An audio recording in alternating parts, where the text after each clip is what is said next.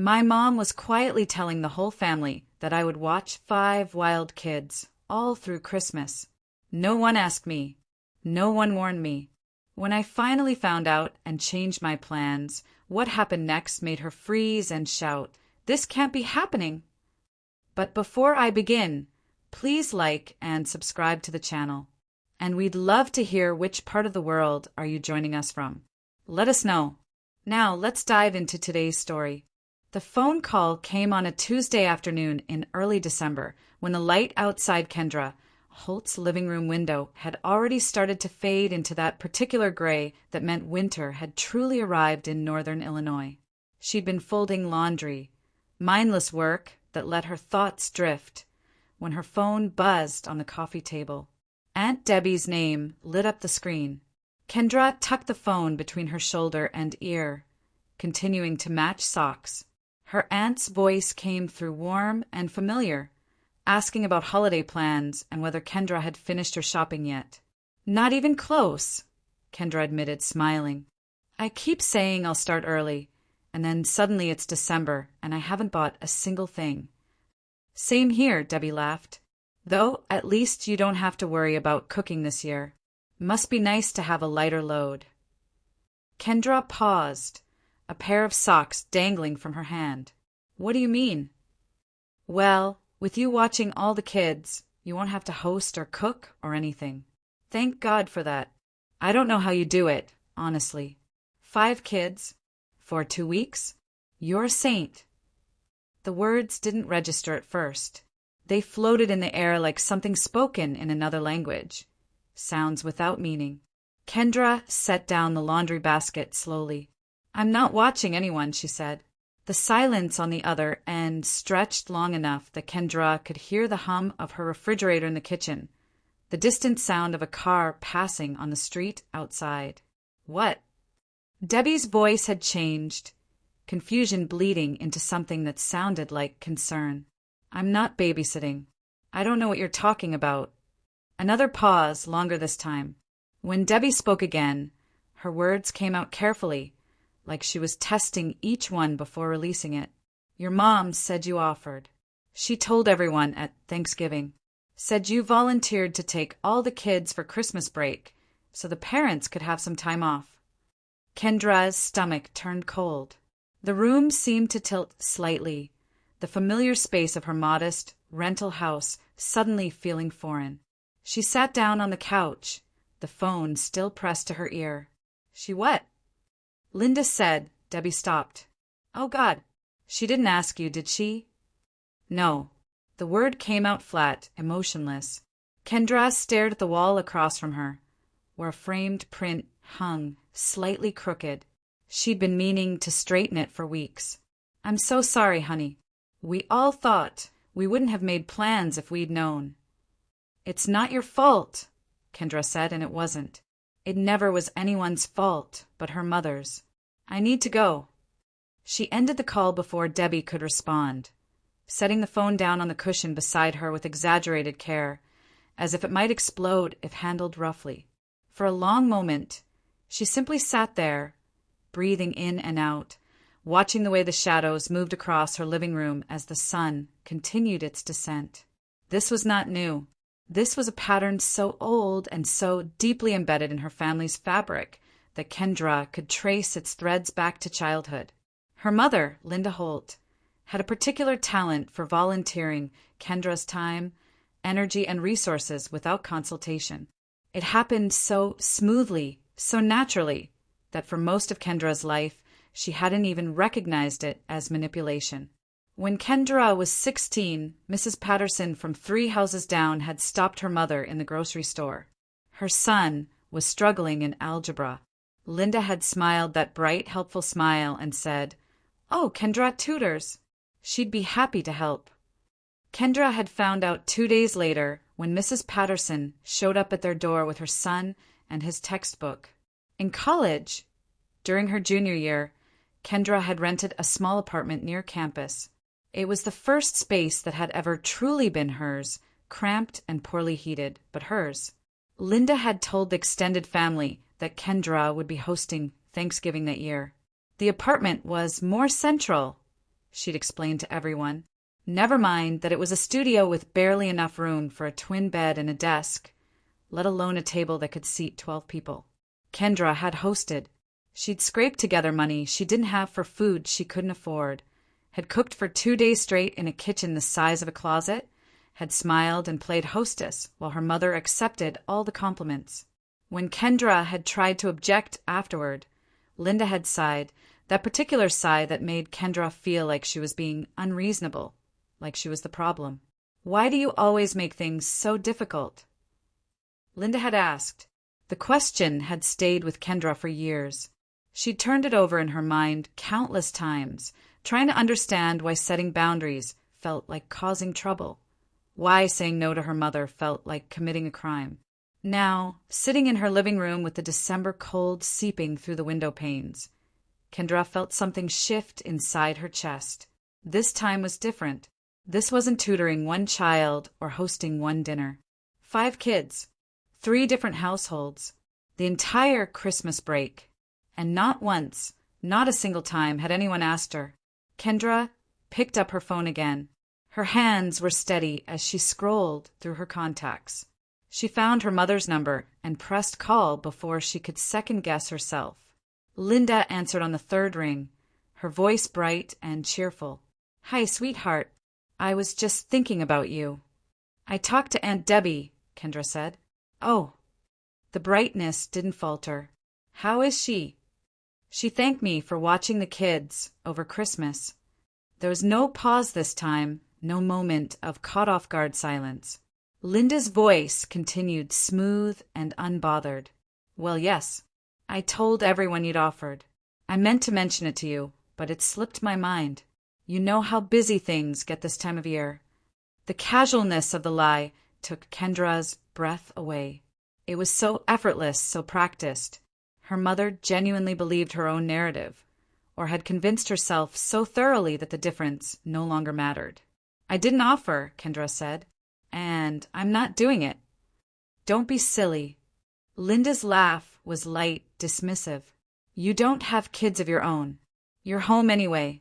It's just family helping family. I already made plans." The change in Linda's tone was immediate, like a switch being flipped. The warmth vanished, replaced by something sharp and cold. "Then cancel them. Family comes first, Kendra. You know that." Kendra stood up from the couch, pacing to the window. Outside, Christmas lights were already starting to appear on houses down the street. Multicolored bulbs blinked in patterns, cheerful and festive. The contrast with how she felt inside made her want to laugh. "No," she said. "Excuse me." "I said no. I'm not doing it." Her mother's voice rose slightly. "Everyone is counting on you. I already told them." "That's your problem," Kendra interrupted. "You told them, not me. You made a commitment using my name without asking. That's on you, not me. You're being incredibly selfish right now." The accusation landed like it always did, finding that soft spot inside Kendra that had been trained since childhood to feel guilt, to prioritize everyone else's needs above her own. But this time, something was different. This time, the guilt didn't take root. "I'm hanging up now," Kendra said. "We'll talk about this later when you're being reasonable," Linda replied, her voice tight with barely controlled anger. "There's nothing to talk about." Kendra ended the call. Her hand trembled slightly as she set the phone down on the windowsill. Through the glass, she could see her reflection, ghostly and transparent, superimposed over the darkening street outside. She looked tired. She looked like someone who had been carrying a weight for so long that she'd forgotten what it felt like to stand up straight. The phone buzzed almost immediately. A text from her mother. "We need to discuss this." Kendra silenced the phone and walked to her bedroom. From the closet, she pulled out a duffel bag she'd bought earlier that year for a camping trip she'd never taken. She set it on the bed and stood looking at it for a long moment. She'd made plans, real plans.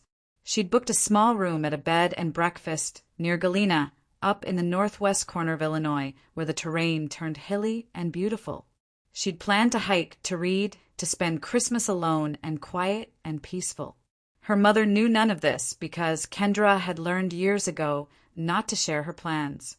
Anything shared became ammunition, became leverage, became one more thing Linda could use to rearrange according to her own design.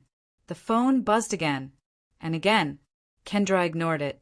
She walked to her dresser and began pulling out clothes, folding them methodically and placing them in the duffel bag. Warm sweaters, thick socks, her favorite worn jeans that were soft and comfortable. She packed like she was preparing for battle, each item a piece of armor. Over the next 2 weeks, Kendra watched the situation unfold from a distance, like an observer to her own life. Her mother continued to tell people the same story. Kendra knew this because relatives kept reaching out. A text from her cousin Michael. "You're a lifesaver. Drop-off is okay at 8 a.m.? An email from her Uncle Tom. "Linda said you're taking all 5 for 2 weeks. That's above and beyond." A message in the family group chat from Aunt Debbie, who clearly felt guilty. "Thanks again for doing this, Kendra. We really appreciate it." Kendra corrected no one. She read each message, felt the weight of the assumption behind it, and set her phone down without responding. It would have been easy to clarify, to send a mass message explaining that her mother had lied. Easy to prevent the disaster she could see building on the horizon. But she didn't. Not because she wanted chaos. Not because she enjoyed the idea of people being inconvenienced. But because she was exhausted. Exhausted from years of cleaning up her mother's messes quietly, of smoothing over situations Linda created, of being the responsible one who made sure no one ever had to face the consequences of her mother's manipulations. This time, Kendra thought Linda could deal with her own mess. On December 20th, Kendra loaded her car. The morning was bitterly cold, frost coating every surface, her breath forming clouds in the air. She threw her duffel bag into the trunk, added a box of books she'd been meaning to read, a bag of snacks for the drive. Her phone sat on the passenger seat, silent for now. Most of the family probably assumed she was busy preparing her house for the influx of children. Buying groceries, setting up sleeping areas, planning activities for 2 weeks of round-the-clock childcare. The thought made Kendra smile as she pulled out of her driveway. The bed and breakfast was called the Stone Creek Inn, a converted Victorian house set back from the main road and surrounded by bare trees that would be beautiful once covered in snow. The owner, a woman in her 60s named Patricia, greeted Kendra at the door with a warm smile and a comment about the cold. "Just you?" Patricia asked as she led Kendra upstairs. "Just me," Kendra confirmed. The room was small but perfect. A large bed with a thick quilt, a chair by the window, a bathroom with a clawfoot tub. It smelled like wood polish and lavender. Kendra set her bag down and sat on the edge of the bed, feeling her shoulders drop for the first time in weeks. Her phone remained silent that night and the next day. Kendra hiked in the morning, following trails that wound through forests and along frozen streams. She ate lunch at a small cafe in town where no one knew her name or her family history. She returned to the inn in the afternoon and read for hours in the chair by the window, losing herself in stories about other people's lives. It was the evening of December 24th, Christmas Eve, when everything finally erupted. The first message came at 8 in the morning on Christmas Eve. Kendra was having breakfast in the Stone Creek Inn's dining room. Fresh coffee, homemade cinnamon rolls that Patricia had baked before dawn, sunlight streaming through lace curtains. She'd slept better than she had in months. Her phone, sitting face down beside her plate, began to vibrate. Once, twice, 3 times in rapid succession. Kendra set down her coffee cup and flipped the phone over. The screen was filled with notifications, appearing faster than she could read them. "Where are you?" "Michael." "We're at your mom's house." "Uncle Tom." "Your mom said this was all arranged." "Cousin Aaron." "Call me Aunt Debbie." More messages flooded in, the phone buzzing continuously, now like an angry hornet. Kendra's heart rate kicked up, adrenaline flooding her system, even though she'd known this moment was coming. Knowing and experiencing were two different things. She opened the family group chat. The messages scrolled past almost too fast to read. Michael had posted a photo. 3 cars parked in Linda's driveway, car seats visible through the windows, children's faces pressed against the glass. The timestamp said 7:47 a.m. Linda says Kendra was supposed to be here. Where is she? She's not answering her phone. This is unbelievable. Someone needs to get in touch with her right now. Kendra's coffee had gone cold. She watched the messages accumulate, watched the panic and anger spreading through the chat like wildfire. Her mother hadn't joined the conversation yet. That absence felt significant. Then her phone rang. Not a text, but an actual call. Linda's name flashed across the screen. Kendra let it ring 4 times before answering. Her hand was completely steady. Hello. Where are you? Her mother's voice was shrill, pitched higher than Kendra had ever heard it. There was panic there, yes, but also rage. Raw, undiluted rage.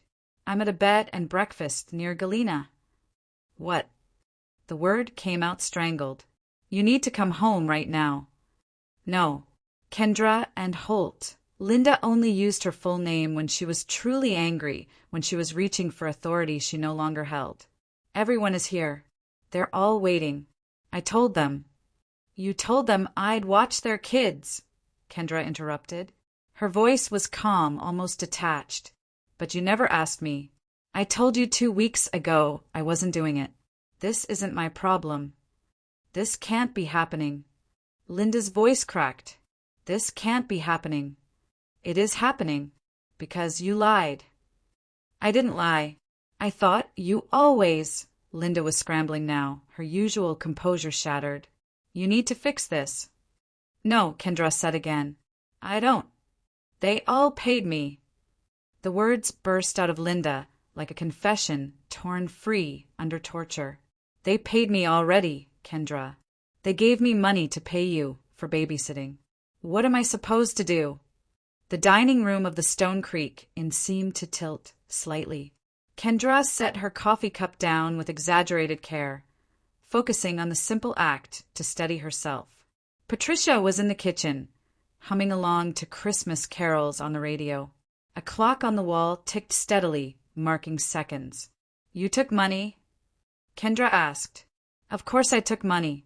They insisted on paying for your time. I didn't ask them to. They wanted to compensate you. And now you're making me look like a... Linda caught herself, but the damage was done. A liar, Kendra finished. You're making you look like a liar, because you are one. Linda's breathing was ragged on the other end of the line. When she spoke again, her voice had changed tactics, shifting from anger to pleading. Please, please, Kendra, just come home. We can figure this out. I'll help you. We'll all pitch in and... Goodbye, Mom. Kendra ended the call and immediately silenced her phone. The notifications kept coming, the screen lighting up over and over with messages and calls, but no sound reached her anymore. She sat in the quiet dining room, surrounded by Victorian furniture and the smell of cinnamon, and felt something inside her chest loosen. She'd done it. She'd actually done it. The guilt would come later, she knew. The second-guessing, the what-ifs, the voice in her head that sounded suspiciously like her mother asking why she had to make everything so difficult.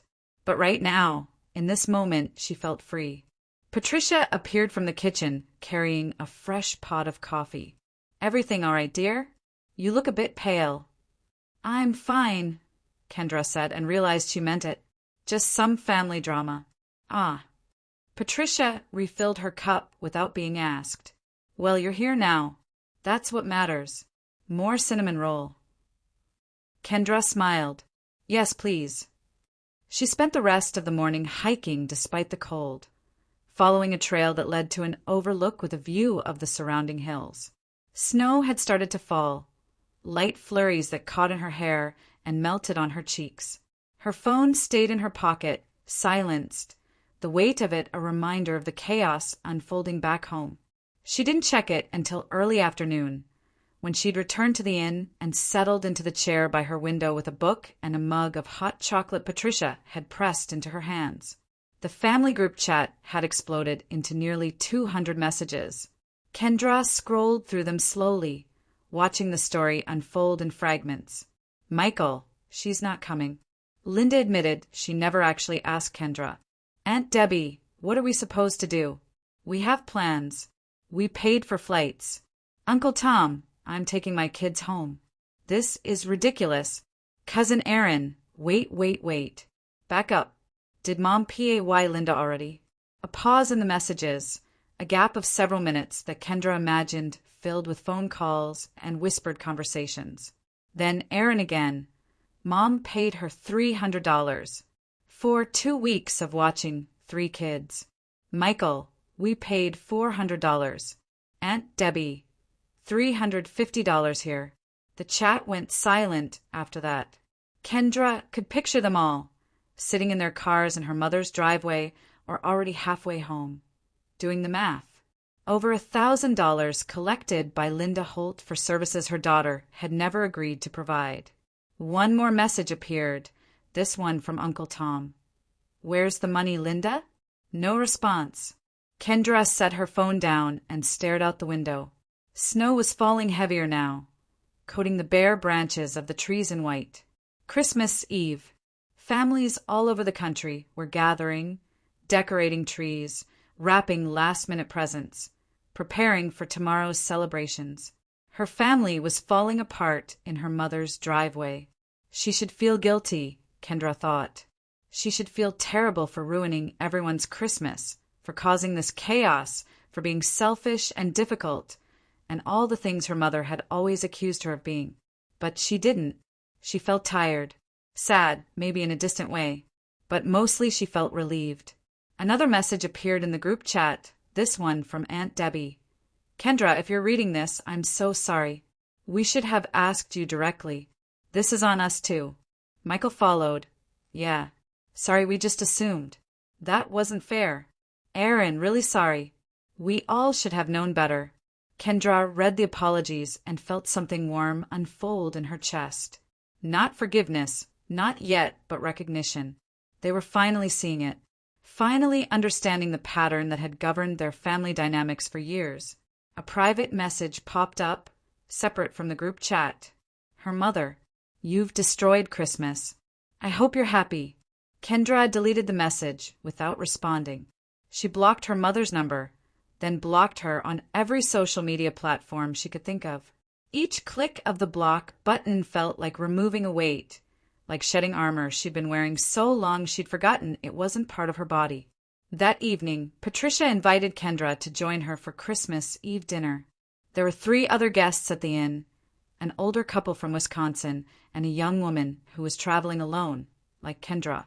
They ate roasted chicken and potatoes and fresh bread, and no one asked invasive questions or made assumptions about anyone else's life.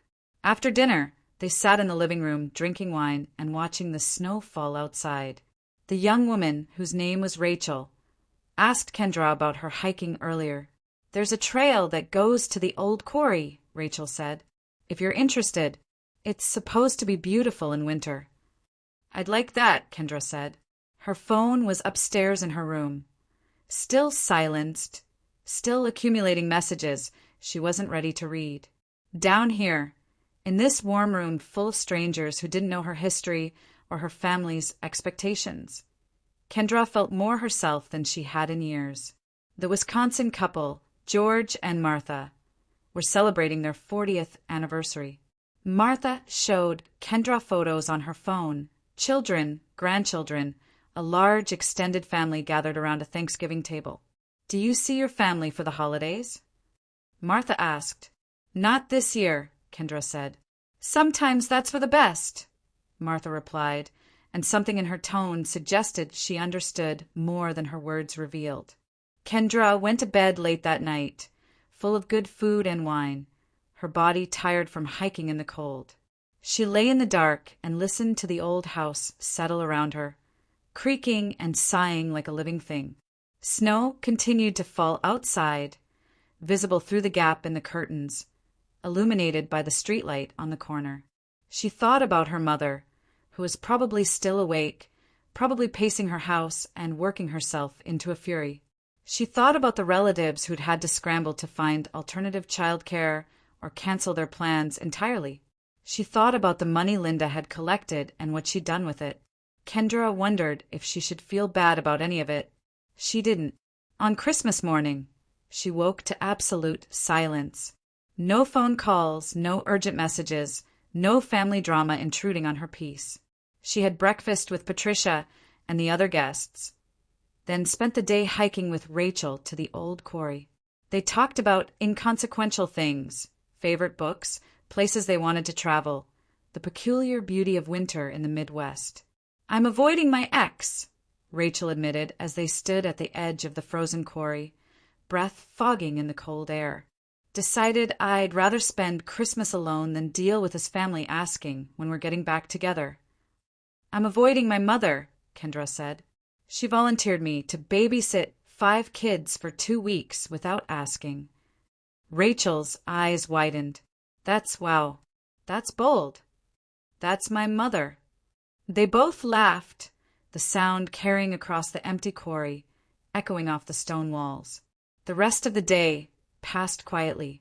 Dinner was leftovers from the night before, eaten in comfortable silence with the other guests. Patricia put on a movie, something classic and black and white that Kendra had seen before but didn't mind watching again. That night, alone in her room, Kendra finally unlocked her phone and looked at the accumulated messages. The family group chat had gone quiet. The last message, from hours earlier, was from Michael. "Merry Christmas, everyone. Hope we can all move forward from this." There were several private messages from relatives, more apologies, some questions about what had really happened, a few people asking if she was okay. And there was one more message from her mother, sent before Kendra had blocked her number. It must have come through right before the block took effect. "I can't believe you would do this to me. To us. You've always been selfish, but this is unforgivable. Don't bother coming around anymore. You're not welcome." Kendra read the message 3 times. She waited for the guilt, for the pain, for the desperate need to fix things and make her mother love her again. It didn't come. Instead, she felt something else. Clarity. The sharp, clean clarity that comes when a relationship reveals itself for exactly what it is. Not what you hoped it would be or what you pretended it was, but what it actually is.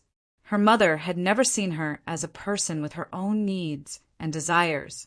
She'd seen her as a resource, a tool, an extension of herself to be deployed whenever convenient. And Kendra was done being used. She deleted the message and went to sleep. Kendra stayed at the Stone Creek Inn until December 28th.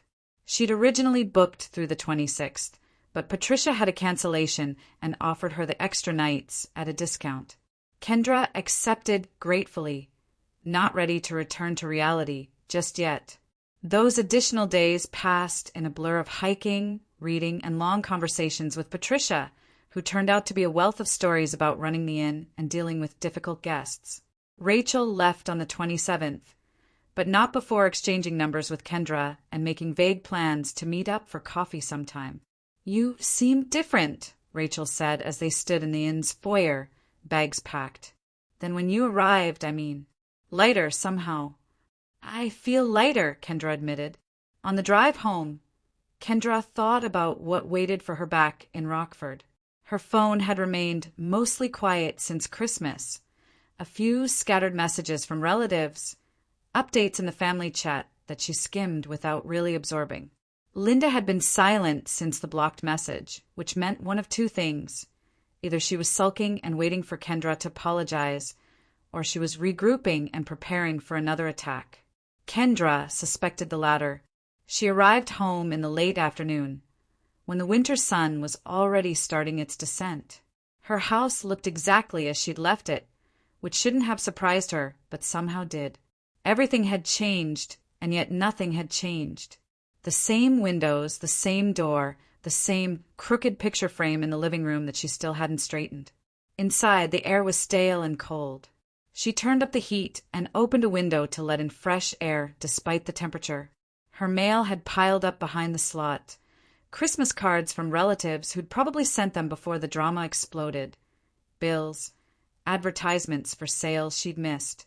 She made tea and sat at her kitchen table, looking at her phone. 23 unread messages in the family group chat. Kendra opened it reluctantly. Most of the messages were mundane. People sharing photos of their Christmas celebrations, children with new toys, tables laden with food. Normal family stuff. But there was an undercurrent of tension in the carefully neutral captions, the absence of certain names that would normally appear, the way no one mentioned Linda at all.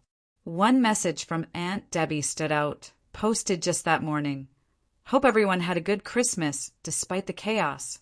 Let's try to move forward without pointing fingers. We're still family. Uncle Tom had replied. Some fingers deserve pointing. Cousin Aaron agreed. But maybe not in the group chat? Then Michael, cutting through the tension with his usual bluntness. Linda took $1,050 from us collectively. Kendra never agreed to babysit. Those are the facts. We can move forward. But let's not pretend this was just chaos. Someone deliberately misled us. No one had responded to that message. It sat at the bottom of the chat like a weight, undeniable and uncomfortable. Kendra set her phone down and finished her tea. The house was warming up slowly, the radiators clicking and hissing. She should unpack, should start laundry, should deal with the practical matters of returning to normal life. Instead, she sat at the table and watched the light fade outside her kitchen window. The knock came 3 days later, on New Year's Eve morning. Kendra had been making breakfast, scrambled eggs, toast, coffee when she heard it.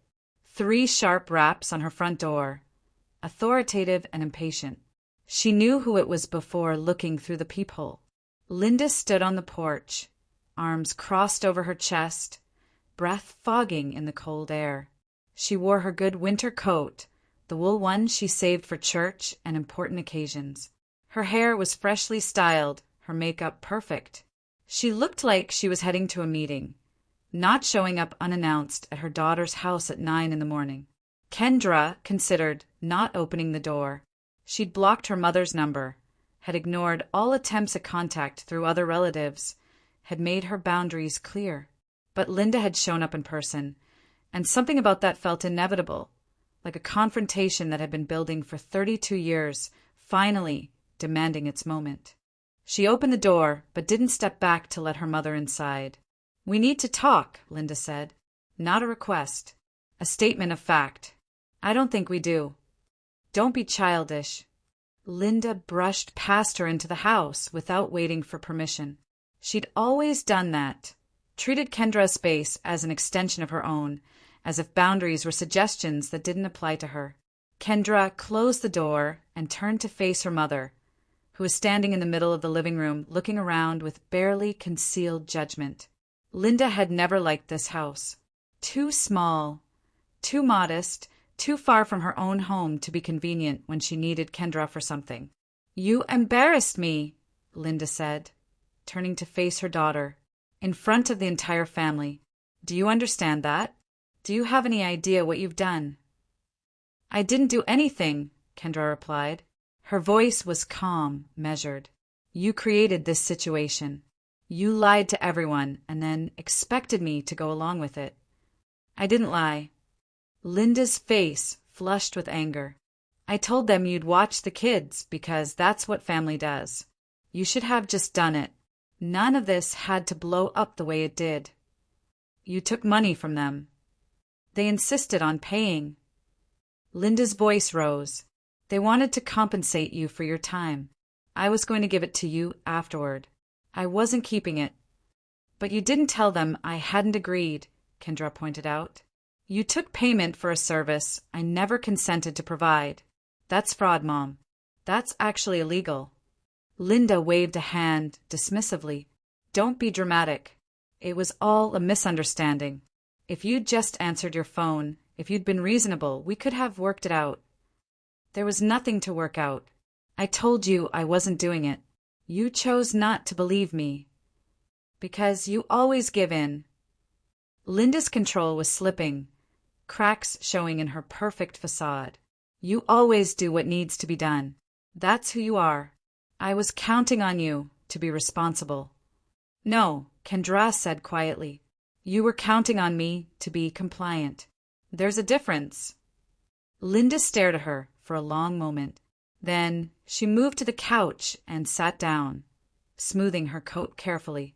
Well, you've made your point. You've shown everyone how independent you are. Now can we move past this? Move past it how? Everyone makes mistakes. Linda's tone had shifted again, becoming conciliatory, almost pleading. I should have asked you first. I see that now. Let's just agree to forget this happened and go back to normal. I gave the money back, Linda continued when Kendra didn't respond. Everyone who paid me got their money returned. It was humiliating, but I did it. So there's no reason for this to continue being an issue. Kendra walked to the window and looked out at her street. A neighbor was putting away their Christmas decorations, wrestling an inflatable Santa into submission. Normal life carrying on. You're not sorry, Kendra said, still facing the window. You're upset that I didn't comply. You're angry that you got caught. But you're not actually sorry for what you did. That's not fair. It's completely fair. Kendra turned around. If I'd answered my phone on Christmas Eve, if I'd felt guilty enough to drive home and watch those kids, you'd be telling yourself you were right. That I was just being difficult at first, but came around eventually. You'd learn nothing, and you'd do the same thing again next time. There won't be a next time, Linda said, but her voice lacked conviction. You're right, Kendra agreed. There won't be, because I'm not giving you the opportunity. Linda's face hardened. So that's it. You're choosing this over family? Over me? I'm choosing myself, Kendra corrected. I'm choosing to have boundaries. I'm choosing not to be volunteered for things without my consent. Those aren't radical concepts, Mom. They're basic respect. I raised you better than this. You raised me to prioritize everyone else's needs above my own, Kendra said. You raised me to feel guilty for having my own life. You raised me to believe that setting boundaries was the same as being selfish. But I'm done with that. Linda stood up abruptly. So this is really how it's going to be? You're just cutting me off. I'm not cutting you off. I'm telling you that things are going to be different from now on. You don't get to make decisions about my time or my life without asking me first. You don't get to volunteer me for things. You don't get to guilt me into doing what you want. If you can respect those boundaries, we can have a relationship. If you can't, then we can't. Those aren't boundaries, Linda said bitterly. Those are ultimatums. Call them whatever you want. Linda walked to the door, her movements stiff with anger. She paused with her hand on the doorknob, turning back one more time. You're going to regret this. When you need something, when you need help, don't come crying to me. I won't, Kendra said. Linda left, closing the door behind her with enough force to rattle the frame. Kendra stood in the sudden silence of her living room, listening to her mother's car start and pull away. Her hands were shaking slightly, adrenaline working its way through her system. She'd done it. She'd actually stood her ground. The rest of New Year's Eve passed quietly. Kendra didn't go to any parties or family gatherings. She made herself dinner, poured a glass of wine, and watched the ball drop on TV at midnight. When the countdown reached 0 and the screen erupted in celebrations, she raised her glass to the empty room. To boundaries, she said aloud. January arrived cold and unforgiving. Kendra went back to work. She was an accountant for a small firm. Work that was steady and predictable and didn't require her to interact with her family. Her coworkers asked about her Christmas, and she gave vague answers that satisfied their curiosity without revealing the drama. The family group chat continued without her mother's presence. Linda had either left voluntarily or been removed. Kendra wasn't sure which. The messages were lighter now, more genuine. People shared photos and updates without the undercurrent of performance that had always characterized interactions when Linda was involved. Aunt Debbie sent Kendra a private message in mid-January. "How are you doing?" "I'm good," Kendra replied. "Really good, actually. I'm glad. We're planning a lunch, just the cousins. Would you want to join?" Kendra thought about it for a long moment before responding. "I'd like that." The lunch happened 2 weeks later at a small restaurant downtown. Kendra arrived 15 minutes early, nervous in a way she hadn't expected to be. But when her cousins arrived, Michael, Aaron, and a few others she hadn't seen in months, the conversation flowed easily. They didn't talk about Linda directly, but her absence hung over the gathering like a specter. It was Michael who finally addressed it, halfway through the meal. "We should have known," he said, setting down his fork, "what your mom was doing. We all saw it over the years, but it was easier to just go along than to confront it." "It wasn't your responsibility to confront it," Kendra said. "Maybe not," Aaron agreed. "But we enabled it by not questioning things, by just assuming you'd be okay with whatever she volunteered you for." "I'm not angry at you guys," Kendra said and realized she meant it. "I'm not angry at anyone except her. And honestly, I'm not even angry anymore. Just done." "Done is good," Michael said. "Done is healthy." They talked about other things after that. Work, relationships, plans for the year ahead. It felt normal in a way family gatherings never had when Linda was present. No one was performing, no one was managing anyone else's reactions, no one was walking on eggshells. As Kendra drove home that afternoon, she thought about what her mother had said. "You're going to regret this." But she didn't regret it, not even a little bit.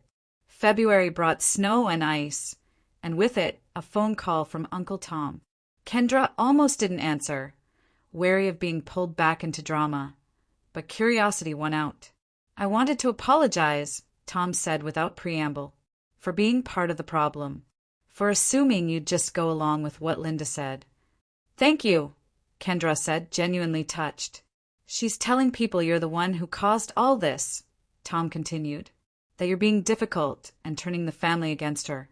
I wanted you to know that none of us believe that. I appreciate you telling me." "You did the right thing," Tom said. "It was brave, and it was long overdue." After he hung up, Kendra sat with those words. Brave. She'd never thought of herself as brave. For most of her life, she'd thought of herself as a coward, someone who couldn't stand up to her mother, who let herself be pushed around, who prioritized peace over principles. But maybe saying no, finally and definitively, had been the bravest thing she'd ever done. March arrived with the first hints of spring. Warmer days, longer light, buds on the trees. Kendra planted flowers in her small front yard, something she'd always meant to do but never got around to. She signed up for a painting class at the community center. She went on a few dates with a man she'd met through a friend. Nothing serious, but pleasant enough. She built a life that was entirely hers. The family group chat kept going, and Kendra participated when she felt like it and ignored it when she didn't. No one pressured her. No one made assumptions about her time or availability. When her birthday came in April, her cousins took her out to dinner. They didn't ask if her mother had reached out, and Kendra didn't bring it up. Linda remained absent from her life, a blank space where a relationship used to be. Occasionally, Kendra would hear things through other relatives. Her mother had joined a new church, her mother was planning a trip, her mother was telling anyone who would listen that her ungrateful daughter had abandoned her. Kendra didn't correct the narrative. She didn't defend herself or try to set the record straight. People who wanted to know the truth already knew it. Everyone else's opinion didn't matter. In June, almost 6 months after that disastrous Christmas, Kendra ran into her mother at the grocery store. It was inevitable in a city the size of Rockford, too big to know everyone, too small to avoid people forever. They spotted each other in the produce section. Linda was examining apples with exaggerated care, and Kendra was reaching for lettuce. Their eyes met across a display of tomatoes. For a moment, neither moved. Kendra felt her heart rate spike. that old familiar anxiety rising up. Her mother looked older somehow, more tired. Or maybe Kendra was just seeing her clearly for the first time in years, without the filter of obligation and guilt. Linda opened her mouth, whether to speak or simply in surprise. Kendra would never know, because before her mother could say anything, Kendra gave a small nod, acknowledgement, nothing more, and walked away. She heard her mother call her name once, but she didn't turn around. She finished her shopping, paid for her groceries, and drove home. That evening, alone in her house with a glass of wine and a book, Kendra realized something. She didn't miss her mother. She missed the idea of having a mother, missed what that relationship could have been if Linda had been capable of seeing her as a person rather than a resource. But she didn't miss the reality of what they'd had, and that was okay. Summer passed into fall, and with it came the approach of another holiday season. Kendra found herself thinking about the previous Christmas, the moment everything had changed, the phone call from Aunt Debbie, the decision to let her mother's lie stand uncorrected. She'd been terrified then, terrified of the consequences, terrified of being seen as selfish, terrified of losing her family. But she hadn't lost her family. She'd lost the toxic dynamics that had poisoned her family for years. What remained was healthier, more genuine, built on actual relationships rather than obligation and guilt. In November, Michael called to ask if she wanted to come to Thanksgiving at his house. "Will she be there?" Kendra asked. "No," Michael said. "Mom made it clear it's you or Linda. Everyone chose you." Kendra felt something warm unfold in her chest. Not triumph. She'd never wanted it to be a competition. But relief, validation, proof that she'd been right to draw the line, that other people had been waiting for someone to finally say enough. "I'll be there," she said. Thanksgiving was at Michael's house, crowded and loud and full of the kind of chaos that comes from too many people in too small a space. Children ran underfoot. The kitchen was a disaster of competing cooks, and someone had forgotten to buy cranberry sauce, so they'd had to improvise with fresh cranberries and way too much sugar. It was perfect. Kendra sat at the dinner table surrounded by cousins and aunts and uncles, and when they went around saying what they were thankful for, she thought carefully before speaking. "I'm thankful for boundaries," she said, "and for family that respects them." Everyone raised their glasses to that. As Christmas approached again, Kendra found herself making plans without anxiety. She was spending the holiday with Erin and her family this year, had already bought presents, had offered to make her grandmother's famous potato casserole. No one had volunteered her for anything. No one had made assumptions about her time. On December 18th, exactly 1 year after that first phone call from Aunt Debbie, Kendra sat in her living room and thought about how much had changed. She'd lost her mother, in a sense. They hadn't spoken in a year, hadn't made any attempt to repair what had broken. But she'd gained herself. She'd gained peace. She'd gained relationships with family members that were real and reciprocal, built on respect rather than expectation. And she'd learned something crucial, that saying no to unreasonable demands wasn't selfish, that protecting your own time and energy wasn't cruel, that you could love people and still refuse to be used by them. Her phone buzzed with a message from Rachel, the woman she'd met at the Stone Creek Inn. They'd become friends over the past year, getting coffee every few weeks, hiking occasionally. "Happy anniversary of your liberation," Rachel had written. Kendra smiled and typed back, "Best decision I ever made."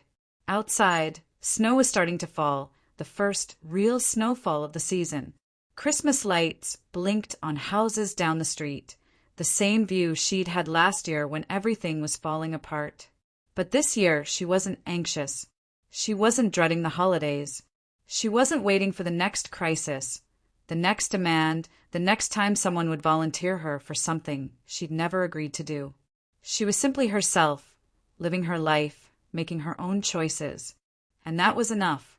More than enough. It was everything.